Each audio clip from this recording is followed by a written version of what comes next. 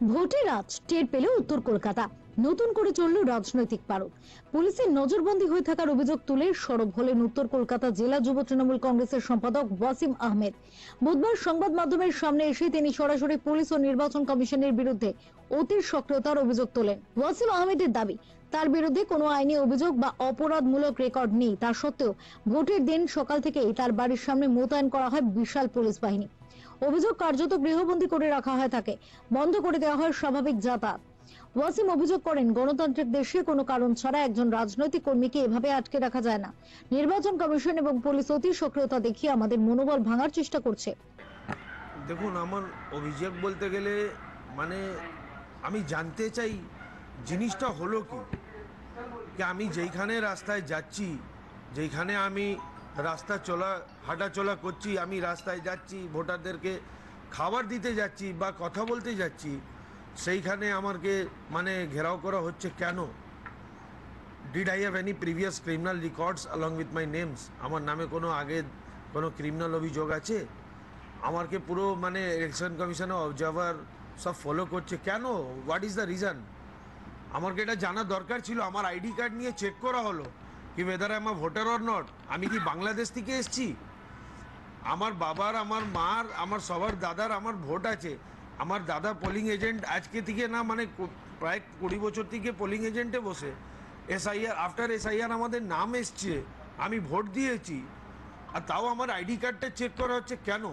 আমি যেইখানে যাচ্ছি রাস্তা উপরে আমাকে বারণ করা হচ্ছে, তুমি বেশি রাস্তায় এসো না। কেন ভাই? আমি কি বম ফম নিয়ে ঘুরছিলাম নাকি? আমি তো এমনি মানে খালি হাত সব জায়গায়। আমি আমার ভোটারদেরকে, আমার টিমের সঙ্গে কথা বলছি, বলা হচ্ছে কি না তুমি সাইডে চলে যাও, তুমি বাড়ি চলে যাও। কেন? আমরা মমতা ব্যানার্জি, অভিষেক ব্যানার্জি করি, আমরা দল করি, আমরা কেউ চমকালে আমরা চমকাবো না। আমাদেরকে যতই চমকানো হোক, আমরা বাড়িতে বসার ছেলে নয়। আমরা দিদির পার্টির, আমাদের দলের খুব ছোট সৈনিক, খুব ছোট কর্মী, খুব ছোট কর্মী আমরা। তাই জন্যে আমাদের উপরে এইরকম মানে অ্যাটাক করা যাবে, ধমকানো যাবে, চমকানো যাবে, এটা কি মানেটা কি? আমি সেটা জানতে চাই ইলেকশন কমিশন থেকে। আমাদের ভুলটা কি ছিল? যদি আমি কাউকে চমকেছি, কে ওকে ভোট দিবি না, আমাদের পার্টিকে ভোট দিবি, কোনো একটা যদি কমপ্লেন থাকে তাহলে আমাকে প্রমাণ করুক কেউ। কিন্তু আমাকে রাস্তা চলতে যদি বাধ্য করবে কি না তুমি এখানে যাবে না, ওইখানে যাবে না, এই অথরিটিটা কে দিয়েছে? ডেমোক্রেটিক কান্ট্রি আছে, সেকুলার কান্ট্রি আছে, মানে এটা তো মানে পুরো ডেমোক্রেসিকে মারার চেষ্টা হচ্ছে, মার্ডার অফ ডেমোক্রেসি হচ্ছে। It is not good for our Bengal, it is not good for our Rabindranath Thakur Bengal, it is not good for our Swami Vivekananda Bengal, it is not good for our Bengalis. এই কালচার আমরা টলারেট করব না। আগামী দিন মানুষ 4 তারিখ পড়ে কিন্তু জবাব দিবে এই কথা। 4 তারিখ পড়ে আমরাও এইটা জবাব নিব যে আমাদেরকে বারণ কেন হলো, এইখানে যেতে ওইখানে যেতে কেন বারণ হলো।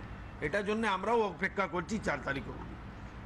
अमित शाह बोलेছিলেন कि 29 तारीख को टीएमसी का गुंडा मत निकलिएगा रास्ता पे, नहीं तो उल्टा लटका देंगे। তার মানেটা কি? ইলেকশন কমিশন এটা কি ফলো করছে? আমরা কি গুন্ডা আছি? একটা ক্রিমিনাল রেকর্ড যদি কেউ দেখিয়ে দে ওয়াসিম আহমদ নামে, আমি একটা বলছি, আমরা কি চারাস গাঁজা বিক্রি করি? একটা দেখান না।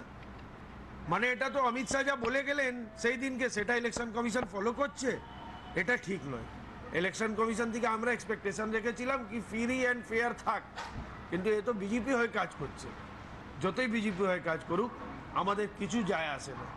মমতা ব্যানার্জি গভর্নমেন্ট হচ্ছে, অভিষেক ব্যানার্জি গভর্নমেন্টে আসছেন, আর অভিষেক দা আশীর্বাদে, মমতা দি আশীর্বাদে আমরা যুবরা দেখাবো যে আমরা কি আছি। ঘটনাকে কেন্দ্র করে উত্তর কলকাতায় রাজনৈতিক উত্তেজনা তৈরি হয়েছে। তৃণমূল শিবিরের অভিযোগ, পরিকল্পিতভাবে তাদের সক্রিয় নেতৃত্বকে ভোটের দিন নিষ্ক্রিয় করে দেওয়ার চেষ্টা চলছে। তবে পাল্টা সাফাই দিয়েছে পুলিশ প্রশাসন। তাদের দাবি, নির্বাচন কমিশনের গাইডলাইন মেনেই এবং শান্তি শৃঙ্খলা বজায় রাখতে প্রয়োজনীয় সতর্কতামূলক ব্যবস্থা নেওয়া হয়েছিল। এই ইস্যুতে ইতিমধ্যে ঊর্ধ্বতন কর্তৃপক্ষের হস্তক্ষেপ দাবি করেছে জেলা তৃণমূল নেতৃত্ব। ভোটের আবহে জানে বিতর্ক বাড়ল। Bureau report, channel 10।